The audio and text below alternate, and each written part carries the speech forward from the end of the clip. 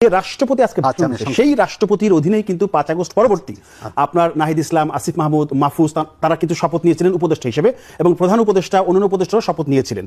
আচ্ছা, এই রাষ্ট্রপতির অধীনেই গত 17 মাস ধরে অনেক অধ্যাদেশ কিন্তু জারি হয়েছে, অনেক অধ্যাদেশ তিনি করেছেন। সেই রাষ্ট্রপতি যখন আজকে আবার ভাষণ দিচ্ছেন তখন তাকে ফ্যাসিস্টের দোসর বা অন্য অনেক আখ্যা দিয়ে বিরোধী দল ওয়াকআউট করলো। তিনি যখন স্পিকার ডেপুটি স্পিকারকে শপথ পড়ালেন, সব ঠিক আছে, তাহলে এটা দ্বিচারিতা কিনা? আগে তিনি শপথ পড়েছেন ঠিক ছিল, আর এখন তিনি যখন শপথ পড়াচ্ছেন বক্তব্য দিচ্ছেন এখন ঠিক নেই কেন? এটাকে বলে কি জানেন, একই অঙ্গে এত রূপ। আপনি যদি ওইভাবে আসেন, আচ্ছা, যখন সরকারটা আসলো 106 ধারা মোতাবেক, এটা তো জানেন, এবং সেখানে বলছে যখন সাংবিধানিক শূন্যতা দেখা দেয় এরকম, তখন এরকম একটা সরকার বসানো যেতে পারে। এবং সেই সরকারটা কি সরকার? প্রধানমন্ত্রী বসছিল কি? অন্তর্বর্তীকালীন সরকার। ওইটা কি সংবিধানে আছে? নাই। নাই। তাহলে সে সাংবিধানিক সরকার না। তাহলে সংবিধান, আচ্ছা হ্যাঁ বলেন। যার কথা সংবিধানের ভিতর থাকবে না সে কি ওই সংবিধানের সরকার? না। আপনার এখানে একটা ম্যানেজমেন্ট আছে, আপনার এমডির নাম যদি আপনার বইয়ের ভিতরে না থাকে, আমার নাম এখানে এমডি হিসাবে নাই, আমি বলতে পারবো আমি এমডি না, কাজেই উনি সংবিধানে নাই। নাম্বার 1, উনি একটা বিশেষ সরকার যার নাম অন্তর্বর্তীকালীন সরকার। নাম্বার 2, উনি 106 ধারা মোতাবেক বসাইছেন, সাংবিধানিক শূন্যতা দেখা দিছে বইলা সুপ্রিম কোর্টের সুপারিশে। নাম্বার 3, উনি একজন অসাংবিধানিক সরকার।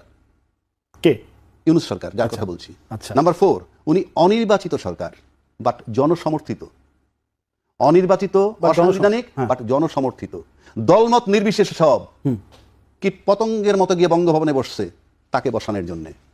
বসাইয়া কারো সিনায় বল ছিল না বলার আপনি 3 মাসের মধ্যে নির্বাচন দিয়ে চলে যান সংবিধান মোতাবেক, কেউ উচ্চারণ করে নাই। করছিল?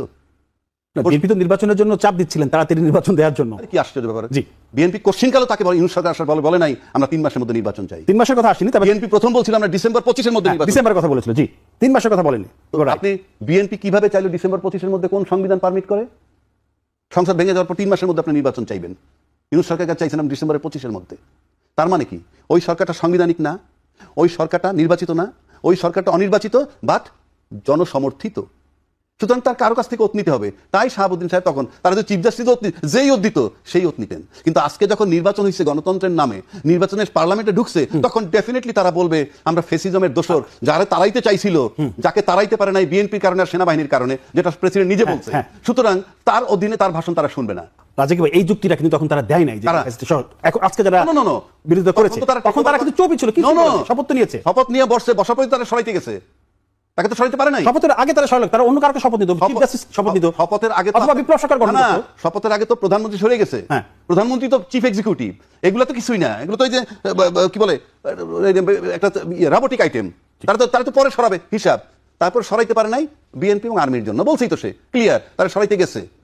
এখন আপনি সরাইতে পারেন নাই। আচ্ছা ঠিক আছে, এখন সে কারণে তারা এখন আজকে অতনিতে এসে যখন আজকে যখন পার্লামেন্টে ঢুকলো, ঢোকার পরে যখন ভাষণ, তার আগেই বলছে আমরা এই ফ্যাসিস্টের দোসর যে তার ভাষণ শোনার জন্য তৈরি নই। এখন বিএনপি যদি তার আইনে থাকে, বিএনপি একটা এস্টাবলিশ দল, তাদের রাষ্ট্রপতি বানানোর ক্ষমতা আছে। রাষ্ট্রপতি বানাইলে ওই রাষ্ট্রপতি একই ভাষণ দিত, কারণ যে ভাষণ ইনি দিচ্ছেন। কিন্তু আমার কাছে মনে হয় শাহাবুদ্দিন সাহেবের রাখার মানেটা হচ্ছে এই, নাম্বার 1, আওয়ামী লীগ নিয়ে তারা হয়তো চিন্তিত আছে। নাম্বার 2, দ্যাট শোন এ থাম টু জুলাই চেতনা, মুখে যাই বলুক যে তোমরা যাকে সরাইতে চাইছো তাকে আমরা রাষ্ট্রপতি হিসেবে